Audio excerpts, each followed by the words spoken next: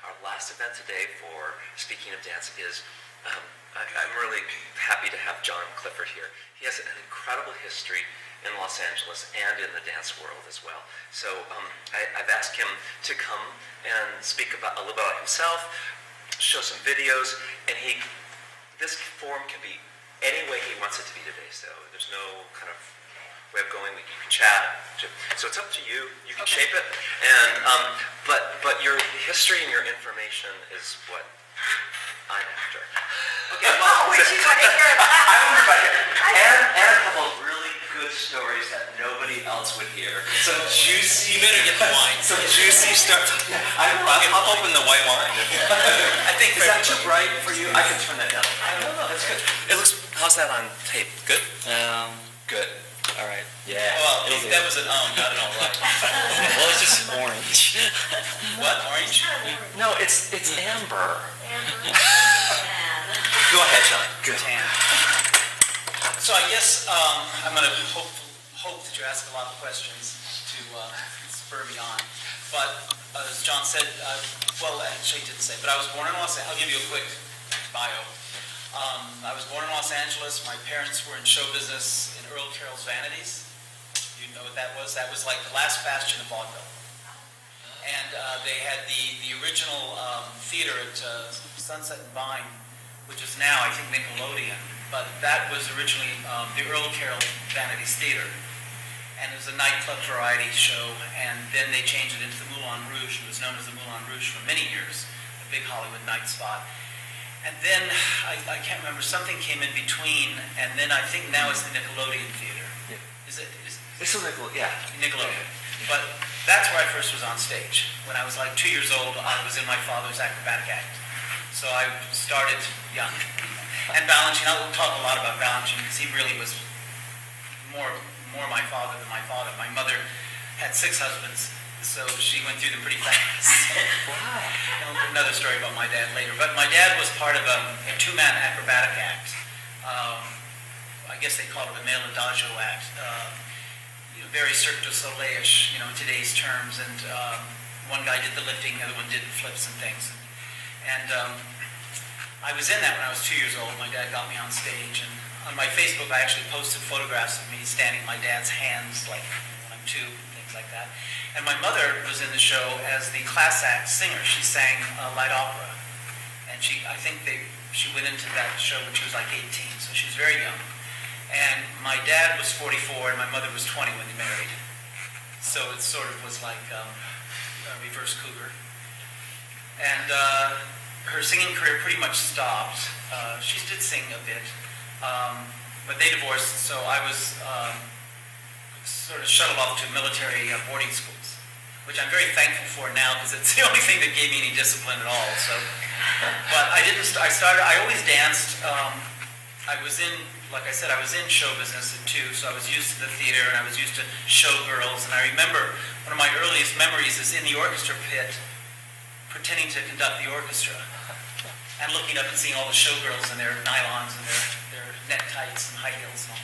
So I was just sort of born into the theater, so it's the most natural thing for me to go into it. And I always danced. I remember always hyperkinetic, moving around dancing to music. I didn't have any choice. My mother didn't really want me to go into show business. She wanted me to be a lawyer because I argued all the time. She thought you should be a lawyer. But anyway, I started training in Los Angeles at 9 years old with a very influential teacher in those days named Catherine or Ketty Etienne. And she was part of this very large family called the Charisse family. And Nico Charisse was the first husband of Sid Charisse. Actually, Sid Charisse was born in Texas. I think her last name is Finklia. But she married Nico. And the siblings, there were 11 children that used to tour Europe with their parents when they used to have ballet on vaudeville. So they were the Charisse family of ballet dancers. But they did flamenco, they did all kinds of stuff. But ballet predominantly. And I was lucky to start with Ketty Etienne. She was also Mitzi Gaynor's teacher. So she was used to teaching kind of Hollywood people. And I got private classes from her sister, Marie Charisse.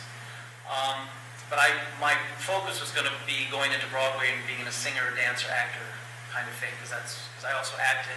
I was on television as an actor when I was very young, and Death Valley Days with Ronald Reagan and different people. Day in Court show. I was on the early version of Judge Judy, kind of. I was in Day in Court a lot. Donna Reed show.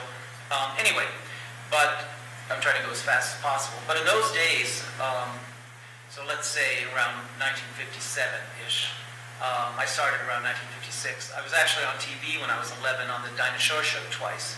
When I was 11, dancing classical pas de deux with a little girl named Susie Pepito, who in the movie of Gypsy is Baby June. But she changed her name to Morgan Brittany and became a pretty well-known actress on Dallas and a few other things.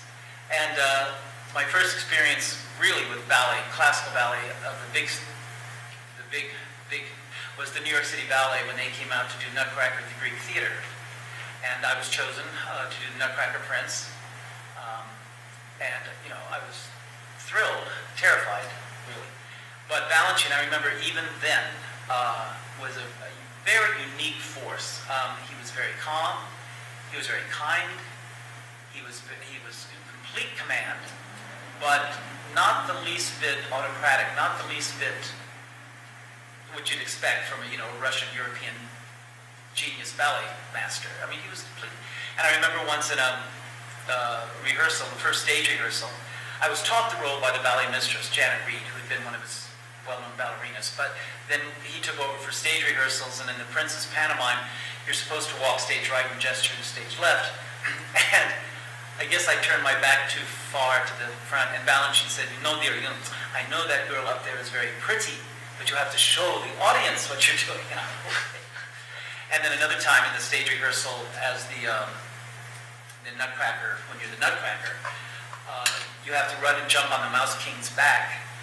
And I was, I was very enthusiastic, so I jumped over him, actually, and I grabbed him around the neck and almost killed the poor guy because I was supposed to land on his back, but I just overdid it. So I jumped, grabbed him by the neck, we both went rolling, everybody in the company cracked up, and Balanchine went, "You don't have to jump so high, but good, good." And that was the first time I met George Balanchine. And the performances were mind-blowing.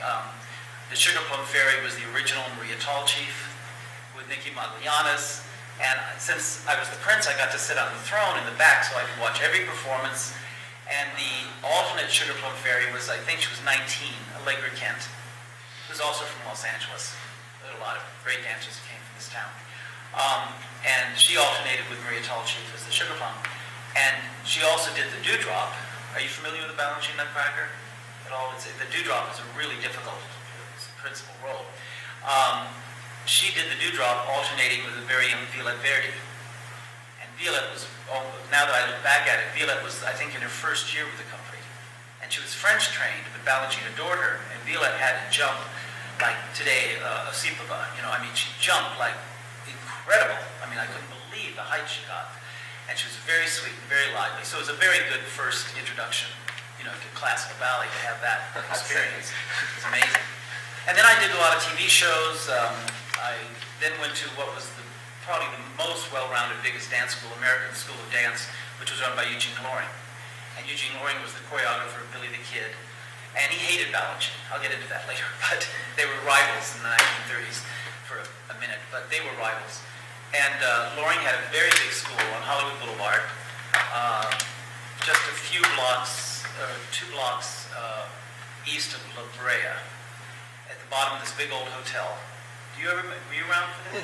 No, but I'm just recalling some history about that. Yeah, and it had 2 big studios downstairs underneath the hotel, and it was kind of the place in those days. LA has always had, not so much now, but it used to have a really large group of Russian immigrant teachers. Bronislava Nijinsky taught here, Slavinska taught here. One of my other teachers was Maria Bekefi, who was not well known, but a brilliant teacher. Carmelita Marachi, I studied with all of them. But the two brothers in Hollywood. Panayev, Kozlovs. Yeah. Who else? I didn't study with Panayev and Kozlovs. Okay. But Carmelita Marachi was very influential. She taught Cynthia Gregory, Allegra Kent. By the time I got to her, I was about 14 or 15, and she was very old. And she would give long lectures about Beethoven, about music, in the middle of the bar. then she'd go off on a tangent, but it was brilliant. And then she would give exercises at the bar, like closing your eyes, doing frappes, and balancing with your eyes closed, which is, try it. I mean, my God. And then doing frappes, snapping your fingers in syncopation with the frappe. So it builds a kind of a center strength, and if you look at Cynthia Gregory, there are videos of her, or if you've seen her live, or Ligger Kent, their placement and their backs are so strong, they have a center like I've never seen, and that comes from that. I swear it comes from Carmelita, and I have a really good balance, I don't mean to brag, but I have a very good sense of balance, and I think that also came from my father, standing on my head in his hand when I was a child, I mean, obviously. But it also came, I think, from Carmelita Marachi's training. And when I teach on a regular basis, I'll give stuff from Carmelita just because it really shakes people up. But she's a genius, and I happen to know, just by chance, the woman that made all of her costumes, because Carmelita used to have a small touring group, and she was one of the first major female choreographers. You should really look up her history. It's quite fascinating. And she was in the American Ballet Theater. She was a ballerina, but not well known, but she was on her way to become. But she was very temperamental, very egocentric, an indomitable will, and she wanted to choreograph. And in those days, you know, except for Agnes and Mill, there wasn't much you could do. So Carmelita left ABT, came to Los Angeles, started her own touring group out of LA, and got rave reviews everywhere she went, including the New York Times. John Martin went crazy for her because she would choreograph everything, dance on point shoes. Her corps she had like a small group, 4 to 6 people. They would do something, she would come back out in character shoes and do a flamenco number with castanets. And then she'd go back and change and come back. So it was quite an interesting woman. And I read all these reviews that her wardrobe costume designer had kept. Because I took class from her, but I didn't know for how many years she was so influential. You know, so she was a really strong influence in Los Angeles. But anyway, so I studied with Loring, and I studied with Carmelita, and I studied with Maria Bicchefi, again, who was a very incredible teacher from the Ballet Russe period. And also doing television shows, acting, and then I became a regular dancer on the Danny Kaye show when I was 18. Then I went to New York because I thought I was going to go on Broadway. That was kind of my career trajectory, except that Anton Dolan came to town. Well, first, chronologically, I did go to New York. I had made some money on the Danny Kaye show, so I knew I could go and live off that money for a little while. And I took class at the Joffrey School. I took class at the ABT School with Leon Danilian and Perry Slavik, who was a very influential Russian teacher in New York in those years, and at Balanchine School of American Ballet. And, you know, not to be falsely humble or falsely conceited, I was one of the better boys at the Joffrey School and the ABT School. But at the SAB School, School of American Ballet, I sucked. I was really like, wait a minute, I'm nowhere up to this level. It was really an eye-opener. So of course I loved it because it was a challenge. So I was paying for classes. I didn't think to ask. And then my money ran out. So I went up to Diana Adams, who was the head of the school in those days. Very severe. She always wore black. She was very tall, never cracked a smile. Really intimidating.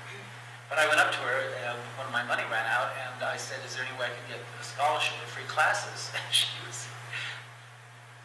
looked down at me and she goes, well, of course, John, you have one when you want it. We were wondering when you were going to ask. And, you know, and I was wearing braces at the time, and I was eating an apple, and I was, oh, thank you, and I spit a piece of apple.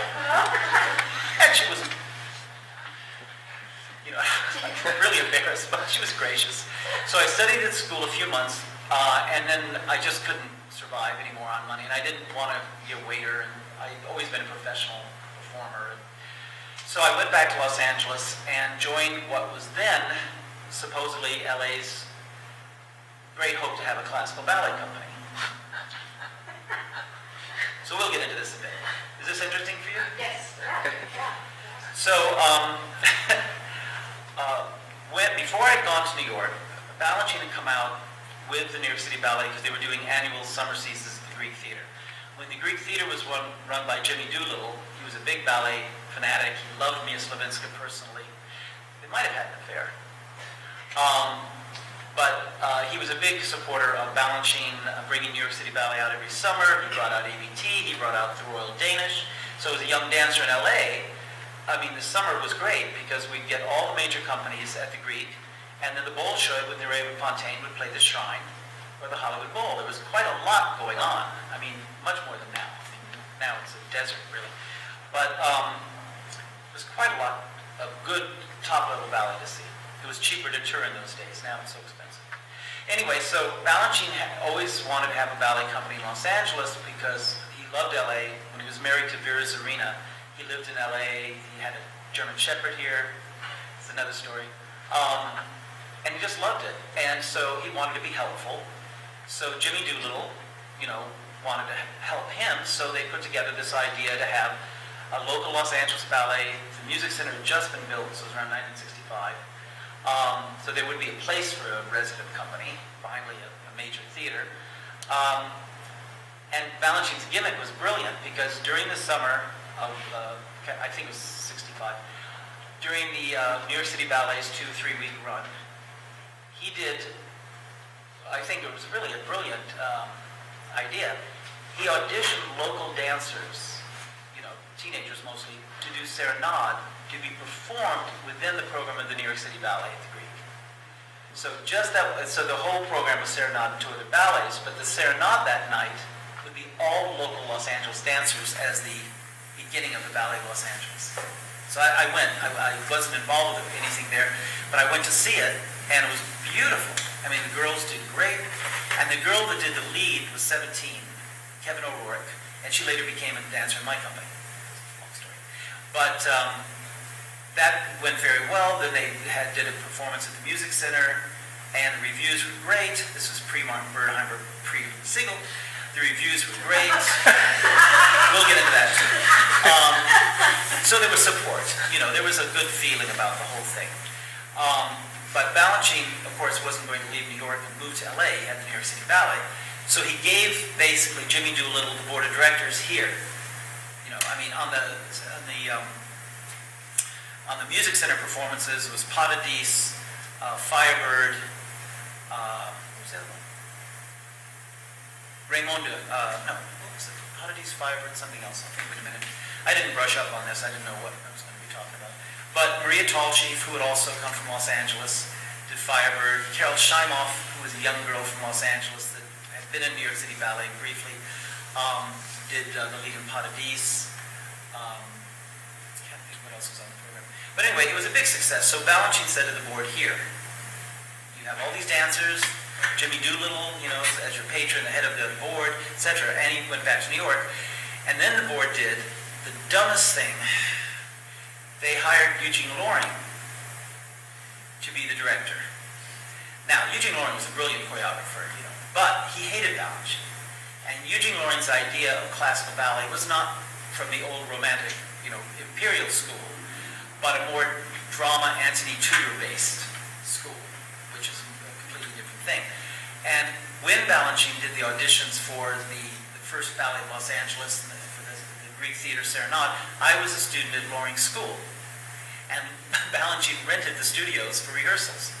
And Loring was livid, but he needed the money for the studios. So, certain hours would be all these beautiful, talented girls from Los Angeles and the Balanchine ballet mistress, people in rehearsing Serenade. So, of course, I was watching all this. And then every Saturday, Loring would do a 2-hour class for his scholarship students. I had a partial scholarship at Loring School.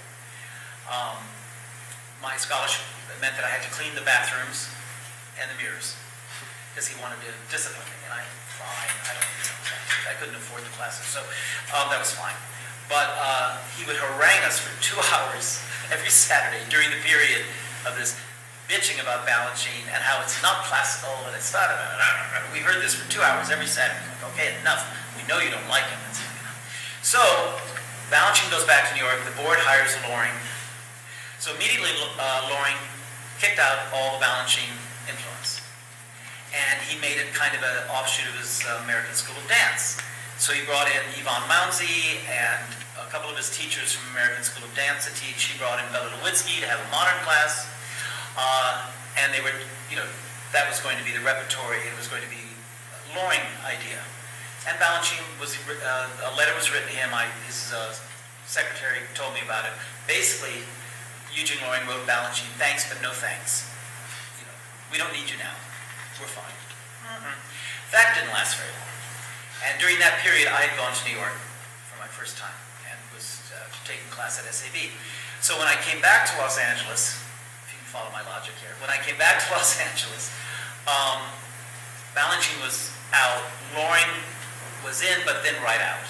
And I don't know what happened between him and the board. It just wasn't working. So at that point, the name was changed from Ballet of Los Angeles to Western Ballet Association. Loring was out. So Jimmy Doolittle had walked out. Of course, when they got rid of Balanchine, Doolittle said, well, that's the end of that. So it was basically the dress designer, Jean-Louis's wife, Maggie Louis, was running the company. And she meant well, but she's a patron. She's not an artistic director. But she was running the company. There was barely a board of directors. It was basically just her vanity show. They had written Balanchine to make peace with him, to try to bring him back in. So he was advising them, what teachers to use. And his favorite teacher in LA was Irina Kosmovska. And he had used her as his teacher when he started the beginning of the company. And then she was relegated to one class a week by Loring. But then when Loring was out, then Irina, they brought back in, and she was teaching the majority of classes. Yvonne Mouncy was teaching, June Morris was still teaching. Bella had gone by that point. So I joined that group. I was 18, and I needed a job. They didn't pay very much, but it was something. And they were getting ready to put on a big program with a full symphony orchestra at the Scottish Rite Auditorium. But there's no pit, so the orchestra had to be behind the dancers, behind a scrim, which is a little awkward. And they made me a soloist right off the bat, and then I got to choreograph 2 ballets of my own, because they didn't have any repertory, really. But what they decided to do was, again, I thought it was crazy. They did full Act 3 of Sleeping Beauty. Now, this is no real professional dancers in the company. I mean, a couple, but not really. Les Sylphide, their ballet master, they gave the title chef de ballet, is still a popular teacher, Stefan Venta. That's where Stefan came into the picture. You're getting a full history. So Stefan came from Poland, and he was named chef de ballet, but he wasn't the artistic director. Maggie Louis was, no uncertain terms. And Stefan choreographed a couple of ballets, one to the Mozart Jupiter Symphony, and I did the Faun, third movement. It was a nice solo for me. And then a really bizarre communist-oriented Hindeman ballet about some dictator and a bunch of slaves. I mean, somebody understood what that was. But Balanchine came back. Maggie Louis had made peace with Balanchine, and they invited him back. I'm getting to the point here. So they brought Balanchine back because they were doing Serenade. And he came in to watch it, and he liked it, and then he watched my 2 ballets. And then, maybe it wasn't politically correct, but in front of Maggie, and there were the board members there and everything, Balanchine advised them on what to do. And he said, for a young company, and again, ABT was coming regularly, still all the major companies were coming. He said, for a young company, why don't do the classics, don't do Sleeping Beauty, don't do, Les Sylphide with young, because they can compare them to the major companies coming in with, stars. He said, do new ballets, modern choreography, do Stefan Venta's ballets, do Clifford's ballets, come up with your own profile, your own. He said, you can have all my ballets for free, whatever you want to do, but don't copy the majors doing Sleeping Beauty and so. And so I thought that was smart, because I did Bluebird in that performance, but I knew we were out of our depth. I mean, I knew that we looked silly, compared to ABT or the Royal, because the Royal Ballet used to come too. So anyway, the Bolshoi was coming with Plesetskaya. I should talk more about her, but anyway, they went ahead with their plans. And after the rehearsal of my ballet, Barbara Horgan, who was Balanchine's secretary, she came up to me and she said, "John, why didn't you tell us you choreographed when you were at the school?" 6 months before that, I'd been to school for those months. And I said, well, nobody asked me. And there was no workshop in those days. There was no SAB workshop, which is a big deal now. But in those years, they didn't have that. And so I said, nobody asked me. She said, well, Balanchine would like you to come back and choreograph. And that's how it started. Not to come back and dance. But I got that's all right. I'll tell you a story about that later. But he was interested in me as a choreographer, and I went, oh, and being that I didn't want to do anything to make a living except dance, I said I can't afford, and the scholarship money they were paying the boys then was something like $80 a month, which you couldn't live on.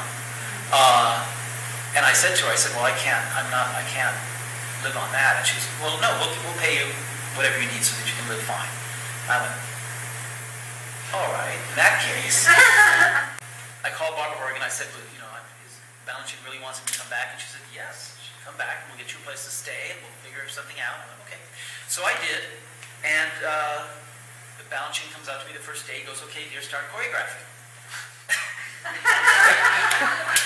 And I was 19 at this point, and I went, let's see, there was no workshop, there was no formula for this in those years. And I said, what do I do? And he goes, well, find music, choose girls, boys you want, take, and just tell the secretary and say you want 2 hours or 3 hours, do what you want.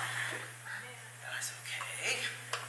So I did. So I chose Malcolm Arnold's Scottish Dances, which was short, about 16 minutes, 4 movements, very dancey. Chose about 16 girls. I didn't realize at the time that was very ballsy, to choose such a large group. I choreographed a little bit at Eugene Loring's, but nothing, maybe as a popular solo or something, because that was part of our scholarship. We'd all have to choreograph a little something.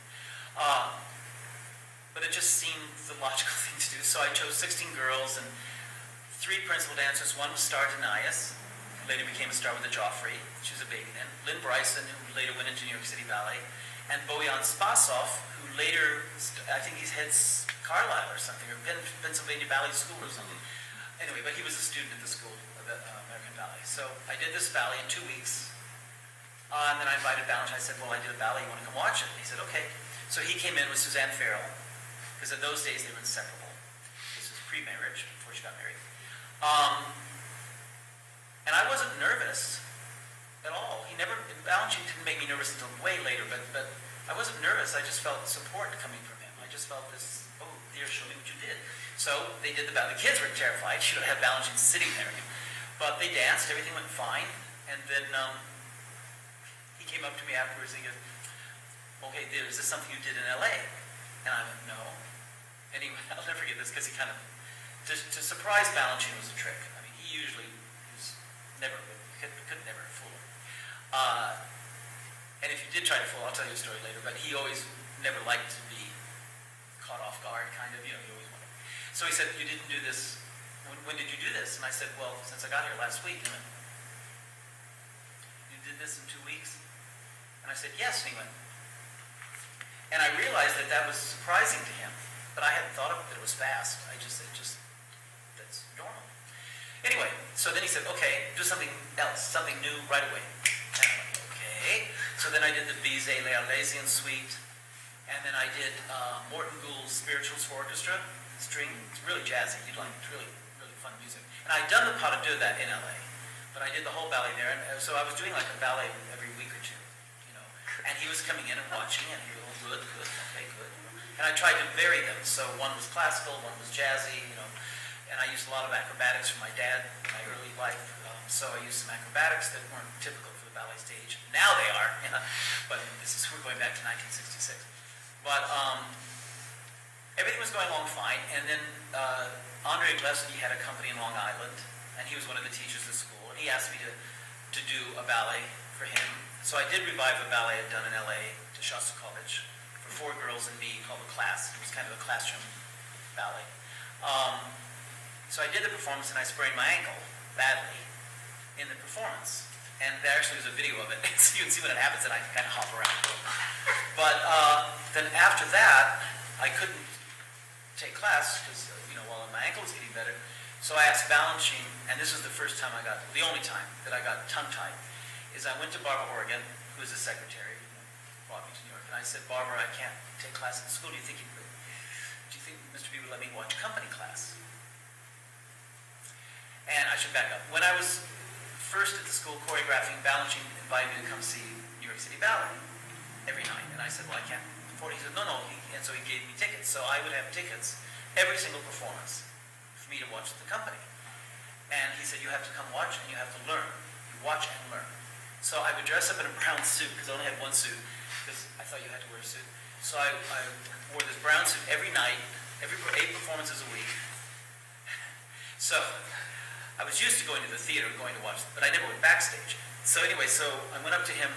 I said to Barbara, do you think he'd let me watch company class? And she said, ask him. And I went, and she goes, class is going to be, at 11 o'clock. Just go in the hall outside. Just get it before he goes into class and ask. She goes, I'm sure it'll be fine. So I wore my suit at 11 o'clock in the afternoon. I thought, well, I have to dress up. And he was, running to get to class, and I kind of waylaid him. I said, Mr. B, can I talk to you? He said, I have class. And I said, I know, and I was stuttering, and he said, what? He got me, what?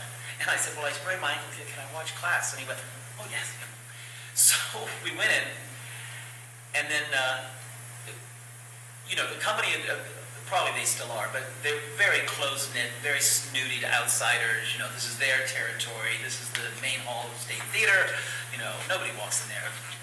But here I go in this brown suit, and so everybody kind of stares at me. It was just like a film. The door opens and everybody goes, just gave me this look of death, and I'm like, so Balanchine takes a chair, and he puts it in the front, not the front, but he puts it in the side in the front, and he introduces me to the company.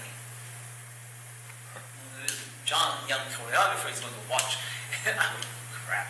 So he sits me down, and so that went on every day for about 2 weeks. I just go and watch class. I realized the suit was tacky, so I stopped wearing the suit. And then one day he comes up to me and goes, dear, how's your ankle? And I said, well, it's better. He said, why don't you take? And I went, well, I'm going to go back. And he said, no, take class. And I went, here. And I went, okay. So the next day I came in, and that first class, after the bar, I thought my muscles were on fire. I have never to this day felt that kind of pain. But it wasn't a bad pain. I knew I didn't hurt anything. It's just that every single fiber of my legs were like on fire, burning. And I was like, oh my God.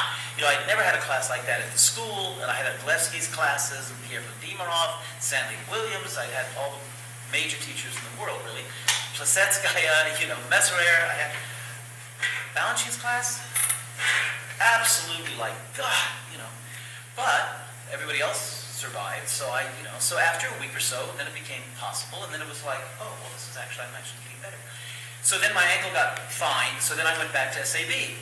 So after a few days, Diane Adams, who was still running the school, she comes up to me and she goes, John, why are you here? And I said, what do you mean? She goes, why are you taking class in the morning? You should be over taking Balanchine's class. And I went, well, my ankle's better now, so I thought I better get back to the school. She goes, well, why? You're in the company. You should be taking the company class. Nobody had told me. Not one person had said I was in the New York City Ballet. And I went, what? And she said, well, there's a contract waiting for you on the manager's desk. And she said, didn't anybody tell you? And I went, not one person said a word. So I ran back and signed my contract and was on. And that's the beginning of that story. So then lots of things wonderful happened. It's way too long to go into now. And Balanchine had me do my first ballet when I was 20 for the company. He gave me my first principal roles when I had been in less than a year. I got a reputation for jumping in, doing ballets without even knowing. Like in 1969, so I was like, 22. The company had a tour to Monte Carlo for a big Diaghilev celebration. And Princess Grace was still alive, and it was a huge deal. The company was flown over on a private jet, chartered. But anyway, it's just the New York City Ballet and some board members and some patrons, and it just was, this is paradise, And Balanchine was in a great mood. And I was in the corps, and I had done a couple solos in some of his ballets, and other ballets. Jacques D'Amboise had done a ballet that I did the premiere in. It's the third movement lead with Violette, which is great. And that was going to be on the program in Monte Carlo. And like the second or third day, I took class. I didn't have anything to do, so I was over at the Café Paris across from the casino. And the company manager runs up to me, Ronnie Bates, Eddie Bigelow, and he said, John, Balanchine's looking for you. You have to come to the studio right now. And I went, there's no rehearsal. Why? And he said, because you have to replace Eddie and Ruby's tonight. And Ruby's was part of Jules, which is a big new ballet that Balanchine did the year before, a year and a half before. And Eddie Villella was the superstar in those days, and Ruby's was the boys' ballet, and I went, what? And he goes, Eddie hurt himself. Balanchine wants you to do Ruby's tonight. And tonight was the gala on a stage in the courtyard of the Grimaldi Palace. So it wasn't just in the theater. That would have been one thing. It was a gala. And I'm like, okay, so I went back to the studio, and Balanchine and Patty McBride, who was the ballerina, and Eddie, who was limping terribly, and no pianist. They couldn't find the pianist. This was before cell phones. So the pianist had taken off a little tour somewhere. Nobody could find him, Gordon Belzer. So it was just Balanchine, the ballet misters. I think it was John Terrace, actually. Patty, Eddie, and me. And the plan was for Eddie to do the pas de deux, and for me to do the opening and closing movements. But it was clear he really couldn't walk at all. So Balanchine said, dear Clifford, he called me Clifford. He said, let's start and please just see how you do. So luckily, because I'd been an actor, I think that was the key. And since I'd been on stage since 2 years old, and Balanchine was a non-threatening force. He was always a supportive force. I had the cojones to just say, okay, fine. And I found that I could memorize steps really fast, but I think that comes from me being an actor and having to read and memorize scripts. I don't have any other explanation for it. I don't know why, but I seem to have that ability that I could look at something.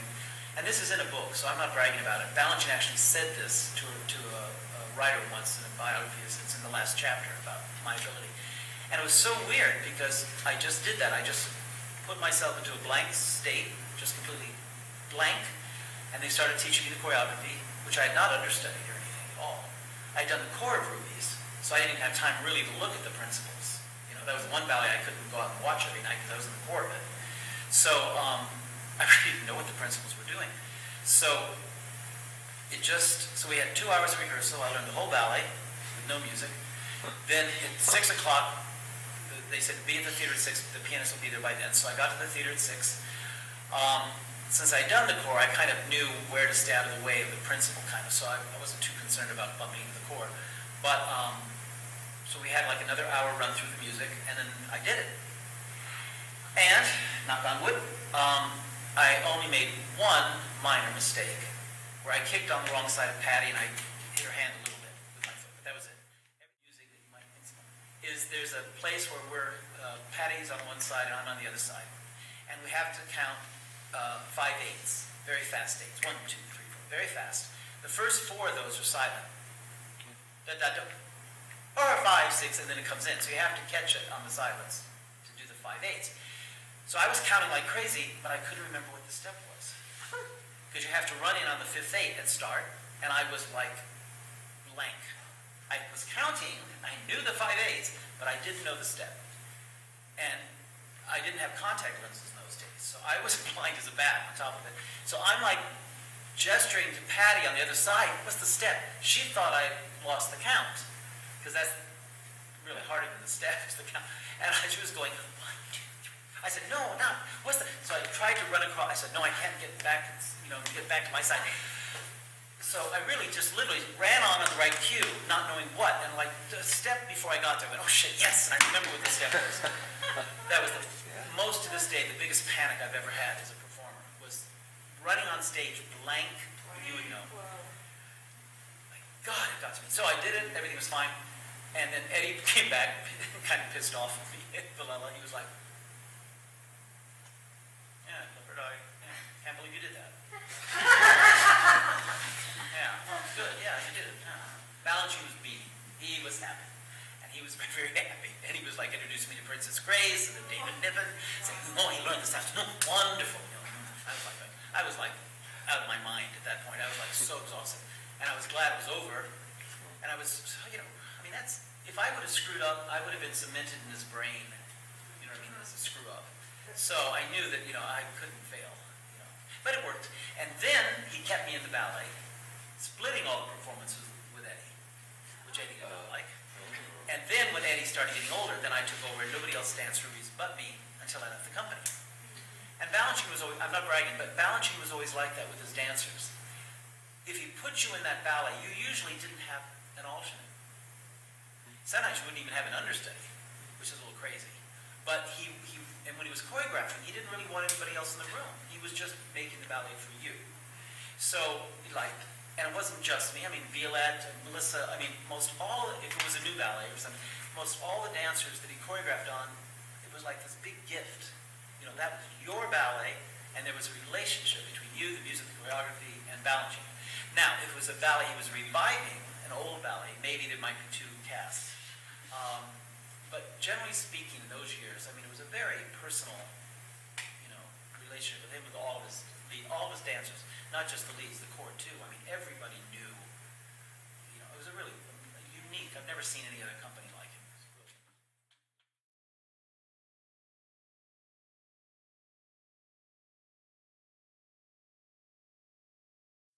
From the New York City Ballet and teach some classes for Irina Kosmovska, who was, my favorite teacher in those days.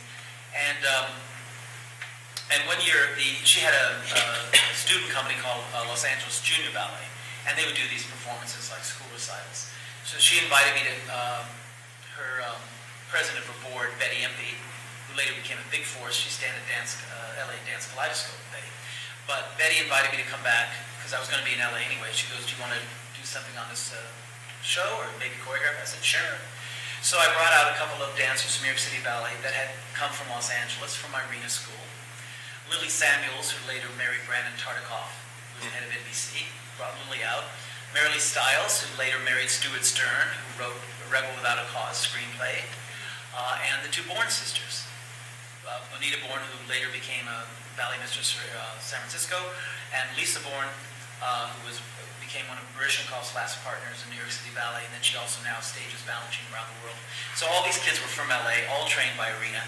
So I brought them back to dance on the program. And then some local ballet patrons saw the review, which was nice, and had dinner with me and said, "John, would you be interested in maybe doing more in LA and trying to start a company?" And I went, "Well, I can't start a company," because I was only at that point 25 or something, 26, and very busy in New York City Ballet. By that point, I was a principal dancer. I had choreographed 8 ballets for New York City Ballet. The press was calling me Balanchine's heir apparent and all that stuff. I didn't say it, but they did, so protege, etc. And I was very happy in New York, and I was very happy with Balanchine. It was great. Everything was wonderful. But I choreographed 8 ballets, and Balanchine was very vital still. And Jerry Robbins was back in the company. And I was an original in Dances at a Gathering, his comeback, and in Goldberg Variations, and I was original principal in Evening's Waltzes. So I was, but Jerry choreographing for the company, Balanchine choreographing still masterpiece after masterpiece. I was feeling pretty redundant, and since my main goal was to please Balanchine when I choreographed, which I usually did. I mean, he put my ballets on, so I guess they couldn't be that bad. I kind of felt, am I doing anything really choreographically? Because he does it better. Jerry does it better. Whatever I do, they're going to do it better. So I felt, well, that's not going anywhere. I had invited to be a director of the Deutsche Oper when I was 25. Balanchine told me to turn that down. He said, "You and the Germans forget it." And he was right. He said a big opera house would have just chewed me up, and he was right. I said, okay. So I turned them down. But so I liked the idea of coming to Los Angeles and maybe doing different kinds of choreography, and and I love LA. I mean, that's why I still live here right now. Right now, that's the only reason I'm here. I love it. So I thought, well, let's see what happens. So we did some concerts. Again, the press was great. I did another program and brought out Violette Verdi and Laker Kent and Tony Blum and Sarah Leland with local Los Angeles dancers as the core and a couple local Los Angeles dancers as leads. And they started a company, it's called Los Angeles Ballet Theater then, because Los Angeles Ballet name wasn't available, so the board chose that. And then after 3 times of doing that, I thought, and I was starting to get, my idea of a company was like a family, because that's how Balanchine was with the company. It was a family. It wasn't a business. It was a family. So I felt like that, and I felt guilty when I was leaving the dancers and going back to New York, with my secure career. And then all these kids, they really didn't have much to do unless I came out to do something. So finally I said to Mr. B, I said, I think, I was 26 years old, I just turned 26. I said, I just turned, 26. I said, I think I really need to stay in LA and really try to, he didn't want me to. He said, no, dear, because LA, they don't really want to support it. And I tried, he said, I tried back 10 years ago, they didn't want to do, blah, blah, blah. And I said, well, I got to give it a shot. And the board was bringing in some big heavyweight people at that time, and so he said, well, okay, if you must, you must. And then 6 weeks later, the City Ballet was coming to the Greek, and they called me to come back and dance. And I was like, okay. And I thought, what? He said, no, just one of your ballets, maybe Stars and Stripes with Kelsey, because she was going to leave too at that point. And my timing was bad because Balanchine was bringing Coppelia into the company for me and Kelsey. So we started all the rehearsals of Coppelia. Danila was supposed to be me and Kelsey. But no, I left to come here, and she left to go dance with Misha. But I should have stayed another year to do Coppelia. I really should have stayed. Anyway, but I was young and dumb. So I came to LA, and he brought me back to New York for 2 years, off and on, to keep guesting with the company. Then Brishnikov joined the company, and they didn't need me, which is understandable. So then, after Misha left, he brought me back again in 1980. I danced with the company again after Brishnikov had left. So that was the last time I did Oberon. That's a whole other story. But, so we struggled in LA, and the biggest problem, to be really blunt, was Dorothy Chandler and the Music Center. And I met her because my optometrist was her optometrist. And Dr. Bernice Brown, very wonderful woman, very supportive. She was on my board, and she thought it would be good for me to meet Dorothy. And so I said, fine. So she set up, she didn't tell me she was doing this in advance, but she set up an appointment so we'd be in her office at the same time. So I had my examination. She goes, oh, John, I want you to meet Mrs. Chandler. I went. So there, Mrs. Chandler was sitting there, Dorothy, and I had never spoken to her. And I was introduced, and I said, it was so wonderful to meet you, and I want to thank you so much for building the Music Center and giving our town, a real proper center for the arts. And she was like, immediately I got a bad vibe, and I went, and she goes, well, and this is going to be on the record, but she said, well, you don't have anything to do with that horrible Stanley Holden or his wife, do you? And I didn't. I liked Stanley. He was a very good teacher here in LA, very popular for many years, and I was just shocked by that attack on Stanley, And I went, no. Well, I tried to help them, I let them have their school in my pavilion, and then we renovated the musicians' annex to have the school over there. But they were so ungrateful, and they wanted more and more and more. And she goes, I can't stand them, and I can't stand it. I really don't like ballet. So I was like, geez, do I have a return ticket to New York? This is, not a good way to start. So I just said, well, I hope you change your mind, and we're going to do things very slowly, and I kind of backed out of the room because it was impossible. And the other bad sign in the beginning was Martin Bernheimer, because he had given us a good review when I had come out with the New York City Ballet Dancers. He'd given us a very nice review of the Times. But when I announced I was moving here and everything, he invited me to lunch at the dining room at the LA Times building. And I said, oh, fine. And so I went to lunch, and I can't believe this. He said, why did you leave New York? And I explained why. And he goes, well, did you and Balanchine have a fight? And I went, no. Quite the opposite, no. And he went, well, LA doesn't have any culture. They'll never have any culture. And I went, this is the music editor of the LA Times, and he's bad-mouthing my city. And I got I said, well, Martin, I said, I was born here, I was brought up here, and, we had sold-out houses for every ballet company that came through. The New York City Opera, San Francisco Opera used to come all the time, they were sold out. I said, maybe LA doesn't have its own culture, because it's kind of a young city, but boy, the people in LA like culture. So I'm hoping to tap into that and give them,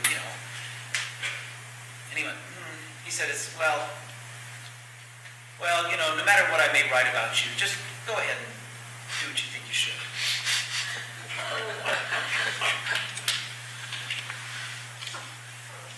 And I just went,